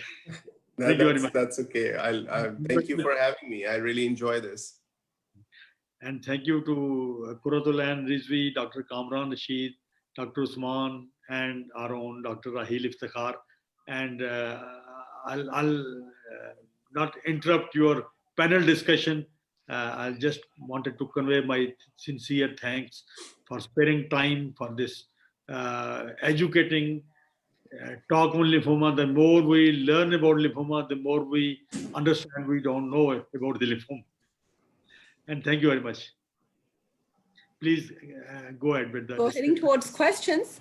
So we divided the questions in three main categories: questions about DLBCL, questions about follicular lymphoma, and questions about mantle cell lymphoma, or anybody can ask any questions. So audience, among audience, we have very brilliant hematologists who are typing questions all the time. So my first question is from Dr. Raheel Iftikhar. Dr. Raheel, can you listen me? Can you listen to me? Yes, I can listen. Okay. Okay, so about DLBCL, can we select the initial therapy as per the histological subtype of DLBCL? So that is a very good question and a controversial one as well, as rightly pointed out by Dr. Farrukh as well. So there was initial some data that there was a phase 2 trial comparing R2 CHOP with R-CHOP, that was R-CHOP with lenalidomide, that actually showed improved overall survival and progression-free survival with R2. But when robust trial came forward, so that showed that there was no benefit. Similar was Phoenix trial. So with incorporation of genomics, as rightly pointed out, that now we have got N1, MCD types. So not right now. Right now, R-CHOP remains the standard of care irrespective of histological subtype. But in near future, we may see like Start Smart trial, RLI CHOP. So Start Smart RLI CHOP is a very promising again phase 2 trial, but we'll wait the result for the results of phase 3. Similarly, if we have a mid-88 mutation, and by genomics we find a mid-88 mutation, we can add ibrutinib. So mid-88 is exquisitely sensitive to ibrutinib. So in near future, we will be moving towards selected therapy as per cell of origin, but not right now. Right now, R-CHOP remains the standard of care.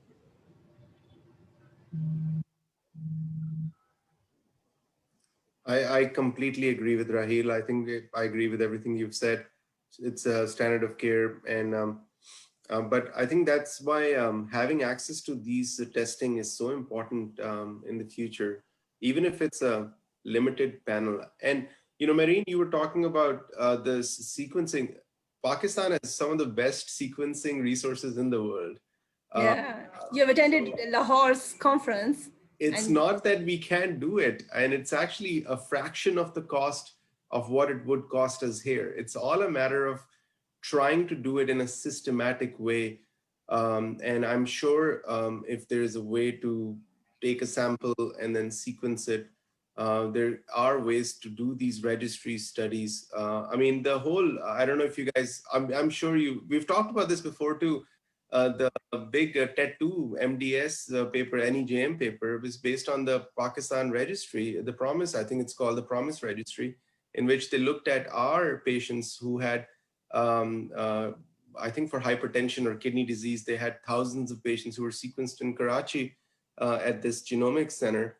And they basically were used as a validation set for CHIP for all the CCUS patients. And that resulted in a New England paper. And one of, I think Danish Salehin was one of the authors on that paper too. So we have phenomenal resources in our backyard. We just don't have access to that for some reason. I think if we use it more for clinical purposes, we can definitely do that. It's really not impossible to do it. Rightly said so, Dr. Farrukh. We have lots of resources, just a matter of organizing them and one and just getting it done.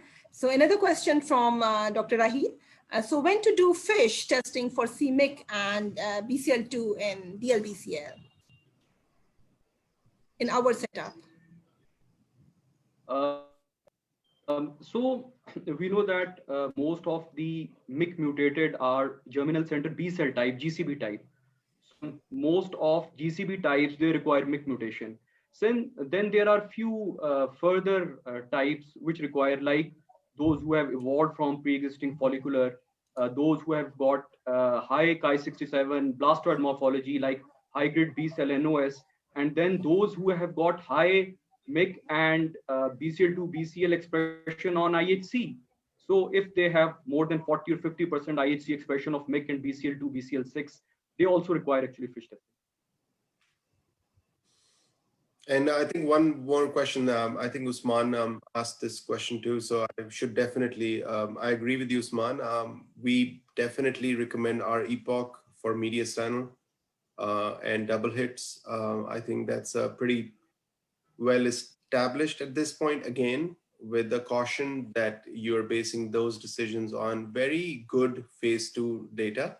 And that's why there's definitely an argument that our EPOC is for, especially for primary mediastinal and also for double hits, should be used as standard of care.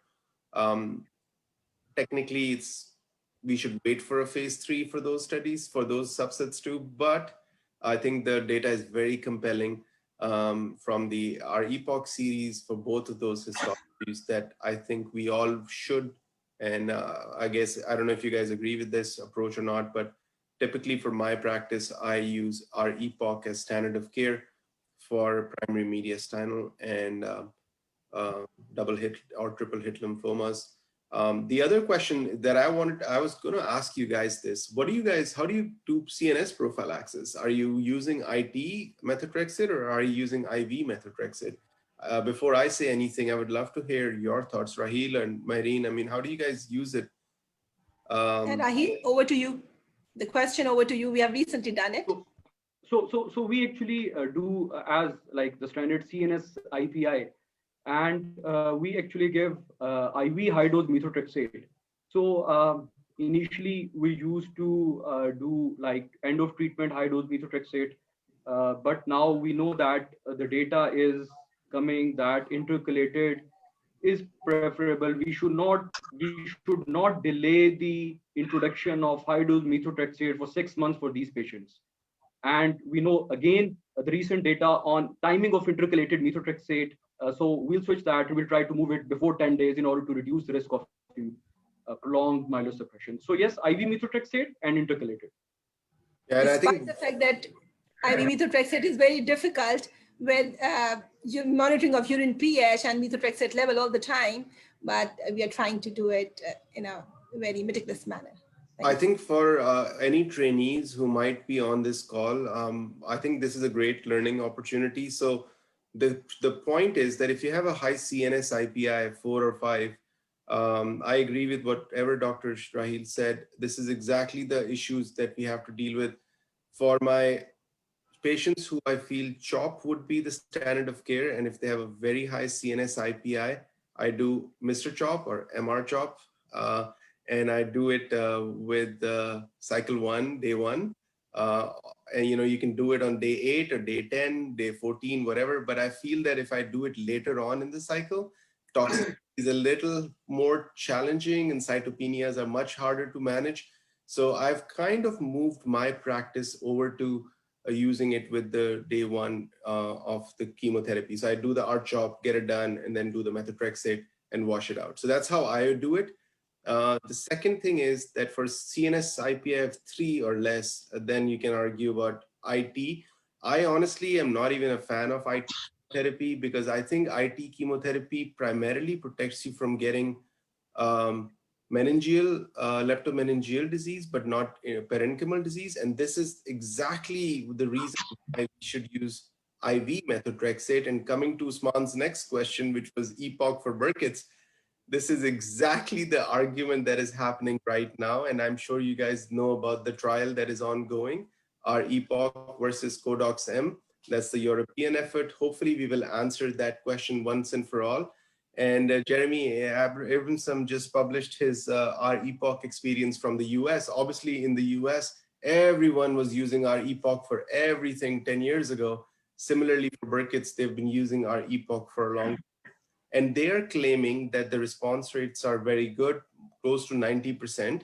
And they haven't seen any CNS relapses, parenchymal CNS relapses.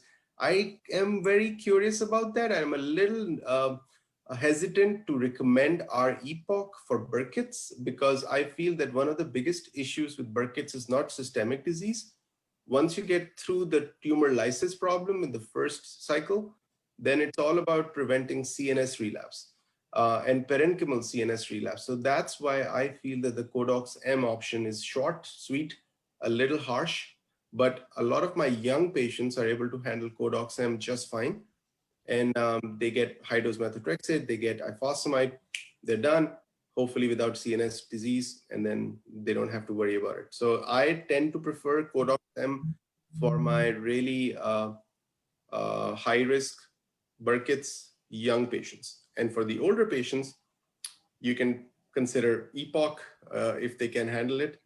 Another small teaching point that I would like to make is a lot of the toxicity from EPOC is from the vincristine. And that's why, I don't know how you guys do it, but at least in my practice, I cap the vincristine to 2 milligrams over 4 days rather than 4 or 5 milligrams if you dose it the conventional way. So I cap it at 0.5 milligrams with every day. So that's, again, something that we've done institutionally. This is something that Michigan has published. Tycel Phillips has published on this. And they basically shown that if you limit the vincristine dose at 2 milligrams per cycle of EPOC, then you don't have the constipation, the GI toxicity, the neuropathy, cytopenias as bad as with other older EPOC regimens in which the vincristine dose was close to 4 milligrams. Thank you very much, Dr. Farrukh. So if the panelists don't have any more questions from Dr. Farrukh, we'll move on to questions for Dr. Usman. Is it all right? Or anybody wants to ask anything from Dr. Farrukh? Just one question to Dr. Awan. My question is, once you do CAR-T for diffuse large B-cell lymphoma, can you do allo after that? If they fail CAR-T, what happened to these patients who were like 50% were cured, right? 40%. What about the remaining 60%? Were they eligible for allogeneic stem cell transplant? Absolutely, absolutely, Kamran. Thank you for that question. So the way I do it in my practice, and actually we just had this discussion this week, if you have a transplant eligible patient, I will start the typing process around the time that I pull the trigger on CAR-T. Because if CAR-T is not going to work, you will have very robust, very bad relapses within 30 days because those are patients with really aggressive disease. So you won't have a lot of time. So I start the typing process when I start the CAR-T consent. So that I have a backup plan is in the eligible patients, and people have done CAR-Ts. The problem here is, when do you say that CAR-T has failed? And the problem is, how do you measure CAR-T persistence? And there are antibodies, and people are using different surrogates to measure CAR-T persistence.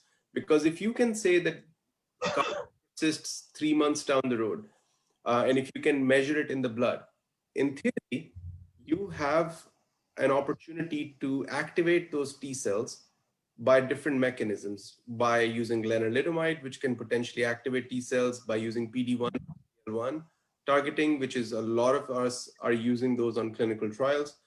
And by now doing different, and there's so many other checkpoint inhibitors that are being used. Another thing that we are using, and this is something that might be exciting for you guys, we're using involved site radiation. Actually, we have a clinical trial that we just opened. So basically what we are doing is, if you don't get into a complete metabolic response by day 30 of CAR T on the PET, then we take a lymph node and we will do ISRT 2 gray time 2. So boom, boom, done.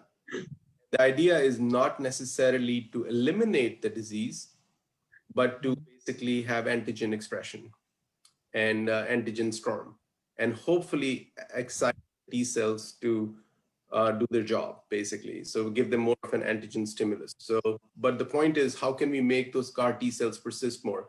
So when do you give up on CAR T? I think 3 months is probably reasonable, but I don't wait to type my patients if it's an eligible patient. People have also done second CAR T after a CAR T. So dual CAR Ts are actually getting much more common. People have had Cd19 CAR T and then they go for a 1920 CAR T. And now I have a Cd37 BiTE, so hopefully we'll have a Cd37 CAR T. So, you know, there's so many options for CAR Ts that we can use. So we just don't stop if there's a right patient, you know, the phenotype is the right one. So I don't stop. And so we are part of the CIBMTR has a panel that is looking at patients who get multiple CARs and allo after CAR. And so, but the numbers are not that high. So hopefully in the next couple of years, that data will be published. But definitely consider CAR T or allo.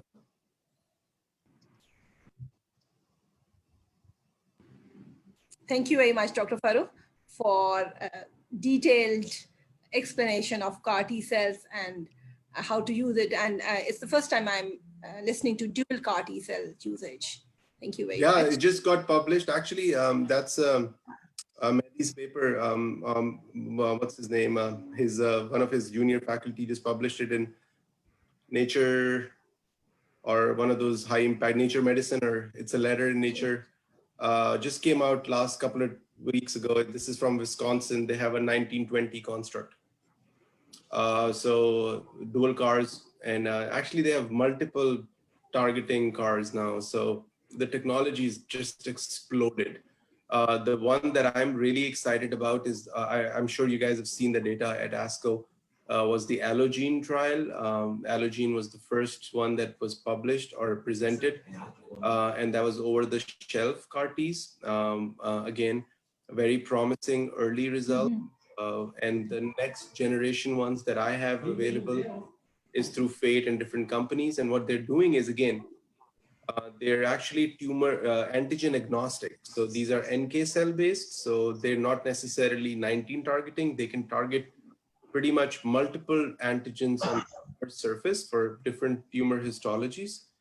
And in order to excite the excite the immune system, or to allow penetration into the solid tumor too, in some cases, we are giving patients IL-2, high dose, but short duration. So 1 or 2 doses of IL-2, so they don't have the toxicity, or they're combining it with PD-1, PD-L1 approaches to allow access to solid tumors. So we have a trial for synovial sarcoma. I just opened that. And I have no idea how to treat synovial sarcoma, but I am doing the cellular therapy part of that. And then we have a trial for lung cancer. And essentially you can do any, and pancreatic cancer is in the work. So if it works in solid tumors, I think we will be talking about CAR T for breast cancer. You know, we won't be talking about CAR T for lymphomas and leukemias, because. So the future lies with CAR T. Or cellular therapy. I think these targeted cellular therapies are really the way to go forward. Okay. Thank you very much, Dr. Farrukh. So 2 quick questions from Dr. Usman. So is there any role of maintenance in mantle cell lymphoma? So the question from the audience. Over to Raheel, do you want to answer that? Because so I would like that Dr. Usman. So it is. So do you hear me? yes. So it is like the question is in maintenance in diffuse large B cell or mantle cell? I thought mantle cell, right? Because in mantle cell, Yeah. because in mantle The cell we question know is- that there is an established role of maintenance therapy with rituximab that was actually established. So in transplant eligible patient, you do autologous transplant and you put them in rituximab maintenance. The question which is now arising regarding maintenance in mantle is whether it is rituximab maintenance or obinutuzumab maintenance. But the role of maintenance. So the question was for mantle cell lymphoma maintenance from Dr. Usman. Dr. Usman, are you here? Yes. I would agree with Raheel on that, that maintenance is the way forward. So as you know, that mantle cell lymphoma, we've got 2 cohort of patients, transplant eligible and older patients are not fit for transplant. Both after having initial treatment upfront should be having rituximab maintenance. Another question. Yeah, so I think the question about maintenance is that there are very few places in our lymphoid world where maintenance has improved survival. And mantle cell lymphoma is one such space where maintenance actually improves survival in the post-transplant setting. And I think the problem with mantle cell lymphoma is very unique because we have the low MIPC patients and we have the high MIPC plastic variants. So the low risk patients will actually do well regardless of what you use. It's really the problem with the TP53 mutated, the high MIPI score patients. Those are the ones that will not do well with anything. So that's where the Tecartus, the new CAR-T for mantle cell comes in. And that's where it'll be exciting to see what happens. Because if you look at the vast majority of relapsed mantle cells, bortezomib, who get ibrutinib, acalabrutinib, zanubrutinib, whatever you have, the average remission durations for all of those drugs is around 18 months to 2 years. So you don't get more than 18 months to 2 years from most of those drugs, especially if the patient has failed an auto transplant. So the point is that in my practice, the way I do it is that I definitely use maintenance 2 years, every 2 months for 3 years for post-transplant maintenance for mantle cell lymphoma, because my idea is to keep the patient in remission as long as possible. And I'm actually doing my first 2 commercial Tecartus this month, which just got approved last month. So I'm doing it commercially. Before then it was on a trial. So it'll be interesting to see what happens. And the CAR-T for mantle cell is the same construct as Yescarta, but the difference is that they are manufacturing the CD4 cells separately from the CD8 cells. So that's the minor difference in the mantle cells. So that's why they're calling it X19 because of that minor difference. But the point is that for mantle cell lymphomas, it's really important to keep the patient in remission for as long as possible. At least that's what I do. But in the patients who don't have a blastic variant, who don't have TP53, who have a low MIPI score, those patients will do well anyway with mantle cell lymphoma. And then you can do whatever you want. So another question for Dr. Usman was to throw light about use of ibrutinib in mantle cell lymphoma. In mantle cell lymphoma, after treatment is being discussed by Dr. Qurat already. So in a relapse setting, ibrutinib is being used in combination with infliximab as well as on its own as well. And usually after first, if the patient has got in a first relapse, there's a better benefit with the use of ibrutinib at the moment. the role of ibrutinib is going to be evolving further as the trials are ongoing both in Europe and US as well, for the use of ibrutinib upfront in combination with multiple chemotherapeutic agents like PHAP, etc. So I think the role is evolving at the moment, but currently it is being used in the context of relapse setting. Thank you very much, Dr. Usman. Dr. Kamran Rashid, you are here. So Dr. Usman Sheikh wanted to ask from Dr. Farrukh that in stage 4 adult Burkitt cell lymphoma, nothing works. Any guidance for that?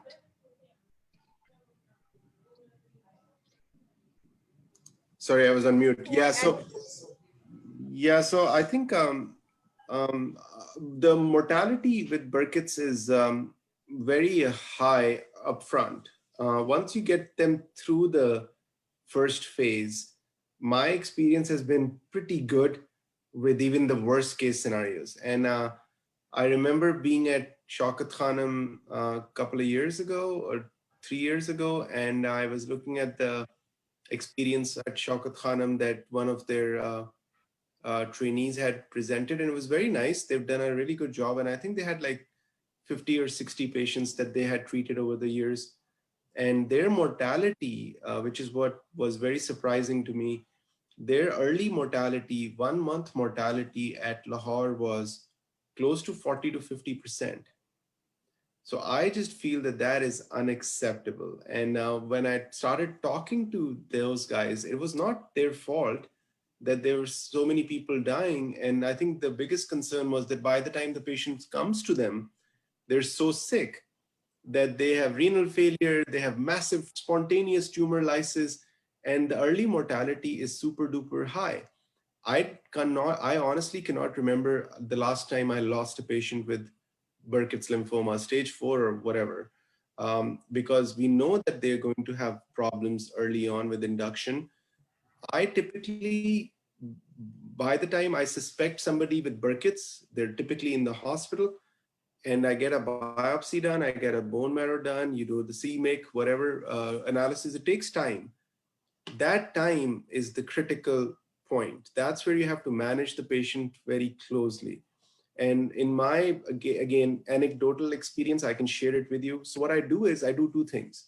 If I'm certain that this is a lymphoma on flow, and then I've already committed to EPOC, let's say, or a chemotherapy with CHOP, or whatever, what I do is I flip the EPOC. So I do the Cytoxin first, and then do the EPOC if I want rapid disease control. But sometimes they have renal involvement, they have liver involvement, the bilirubin can be 7 or 10. And in those patients, as long as they have good kidney function, even if they don't have good kidney function, you put them on dialysis and you put them on CVV, and you basically do fractionated Cytoxin. And I just use 200 every day for 3 days, slowly debulk them, control the tumor lysis, decrease the tumor bulk, confirm your diagnosis, hit them with EPOC. I like EPOC in that setting because then you ease into tumor lysis. You don't have very robust tumor lysis. And if your bilirubin was 6 or 7, with 2 or 3 days of Cytoxin with prednisone, you can actually get their counts down back to normal. So I think the problem is with Burkitt's lymphoma, and again, my limited experience with talking to people in Lahore was the early mortality is definitely an issue, and that's where we have to manage these patients very, very closely. And I think we have to be cautious with them. But once they get through it, honestly, it's 90+% cure rates. So I won't let the Burkitt's go. Even an elderly Burkitt's, I will throw the kitchen sink at them. I mean, that's one thing I can cure, so I'm definitely not taking it easy. So I think in Burkitt's lymphoma, if you don't give them chemotherapy, then you're not doing them service. And so on that note, I think one more question that was asked, and I'll just answer that right now. What about the results of allotransplant in large cell lymphoma with less than a CR? And if you look at the Mehdi's paper, which was published in Blood Advances, and that's the AFBMTC, IBMTR joint analysis, fairly large study. I think that's like the most recent paper on this topic. Graft source, CR, disease response does not make a difference. I think as long as it's not rapidly progressive disease and they're not bulky disease, you don't need to have good CR to proceed with an allo. As long as you have manageable disease. Some people have looked at this in the past, and a lymph node size of more than 5 centimeters or 4 centimeters and bone marrow involvement of more than 25% and so on were possibly used as predictors for predicting worse outcomes in patients with large cell lymphomas. But sometimes it's very hard to get patients into those kind of deep remissions before they go into an allo transplant. And if you have a young patient who's otherwise healthy, that's an argument that you can make to go for a myeloablative regimen versus a non-myeloablative regimen. And I think for the older patients, obviously we'll go with the non-myeloablative. And the argument for this particular paper was you basically can use haplo, related, unrelated, and the outcomes are similar. My understanding of that analysis was in the multivariate analysis, donor type, age, conditioning, GVHD prophylaxis, a disease status at the time of transplant did not make any impact. Outcomes were. Dr. Farrukh. A question from Dr. Kamran Rashid. So one of the residents wants to ask, what is your personal approach for relapse refractory follicular in Shifa or in your clinical practice anywhere else? Well, it depends when it relapses. You know, there's data out there that if they relapse within 2 years with the immunochemotherapy, or if they relapse within 12 months with the rituximab, these are the high-risk patients. So for these patients throughout the world, specifically relapse within 12 months after ARCH. 12 months, yes. So they are the ones who are offered autologous stem cell transplant. So for these patients, we give them second-line chemotherapy, salvage chemotherapy. Anything can be given, rice, RDHAP, and then RGDP. I like RGDP a lot. It's an outpatient regimen. It's a very easy to give regimen, less cytopenias. And I take them if they're young, fit with the good performance status, I take them into autologous stem cell transplant. These are the high-risk patients. These are the high-risk patients. Right. Thank you very much. And another question from Dr. Usman Sheikh from Awan. So he wants to ask, do you have any plan to start CAR T-cell therapy at Shifa? Well, we worked on it. Actually, Ayaz joined us from Mayo Clinic. So initially the CAR T data was coming up. We sent actually a few patients to China, and they got their cards done in China, and it was a very cheap card. And in fact, the programs over there were interesting in collaborating with us. And so we worked on it, but there was a lot of logistic issues going. They wanted us to visit their labs in China.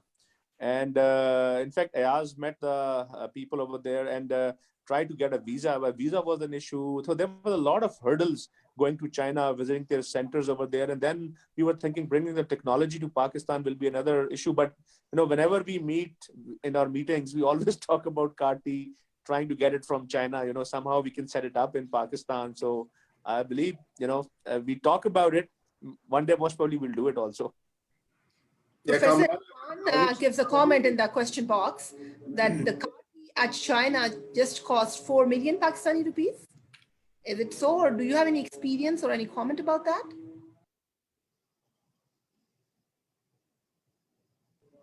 Dr. Kamran? I think Dr. Kamran has lost connection. I am back. Yes. Kindly comment about the cost at China if you have any experience. Professor Irfan was interested in the question answer box. Yeah, we sent one patient to Ludupai Hospital. It's a big cancer center, comprehensive. The cost, patient told me, he gave me a paper from Ludupai Hospital. They're doing it on trial. That's what the paper said. You know, they're enrolling these patients in trial. So I was presuming that in trials, there should not be any cost, but there was a cost. They said that, you know,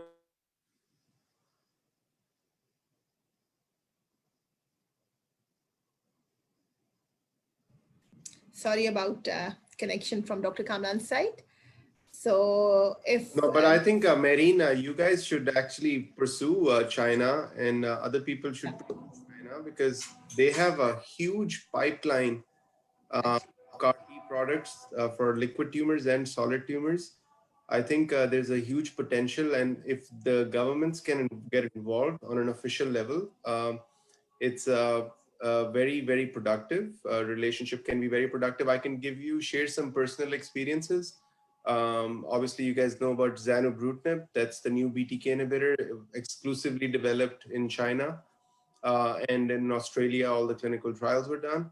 So zanubrutinib is definitely something that I'm sure the company would love to work with you guys outside of the US market, because they have a huge population which can have access to it. And I'm sure you can come up with some sort of a pricing structure too, which is affordable for our patients. There are actually a lot of companies from China, and I'm actually working with one of them, and they have a new checkpoint inhibitor. So we're trying to get that trial open, but you guys know about the existing ongoing US-China relationships are not the best. So everything that comes from China undergoes this extra layer of scrutiny, at least in the US. There's a lot of red tape, but they're looking for markets. They definitely want to get good, high quality data, which is reproducible, reliable. And I think they would love to partner with somebody from outside of the US, I'm sure, because they want to get patients on those trials, where in the US it's getting a little harder for them. So checkpoint inhibitors, stuff like zanubrutinib. I am talking to at least 2 different companies for pancreatic CARs, for other solid tumor CARs. All of them are China based. We typically run into a snag with contracting. But if you guys push the companies in China, it's just a matter of getting into talking to them on an official level and having some government support. I think that would be a great, great resource. So under the umbrella, another thing is that CPEC windows open. So no, there's a lot of contracts with the Pakistan and China, so I believe that's a very good thought that at a governmental level, if you can convince our people that they can get into a contract with Chinese people, it will be a great thing for Pakistan. And with all these, you can get the product manufactured and shipped, and all I get is like a vial, which is like 15, 30, 60 cc's. That's it. So theoretically, they can manufacture hundreds of vials anywhere in the, and they don't even need HLA typing for those. It's pretty straightforward. And if that's going to happen in the next 2 or 3 years, now is the time to get in that game, because allo CARs is the most cost-effective option, and anyone in the world can do that. I mean, it's not rocket science. You guys do all types of transplants. CARs should be pretty straightforward. You have access to tocilizumab. If not, then that can be arranged. And you can use rituximab in some cases. You can use steroids more aggressively. So there's multiple ways around these things. But I think there is a huge opportunity, especially with the CPEC collaboration, to work with the Chinese. Thank you very much for motivation. And President Pakistan Society of Hematology is here. We have already made a Pakistan Bone Marrow Transplant Association with cellular therapy. So I think we should pull up our socks. Thank you very much, everybody. Thank you very much, Dr. Farrukh from US. Thank you very much, Dr. Usman, Dr. Kamran, Dr. Raheel, Dr. Qurat, for spending your precious time. I express my deepest gratitude to all of you for making it a success. Thank you very much. Allah Hafiz. If no other points, so we can call it off. Thank you very much, everybody. Thank you all. Assalamu alaikum.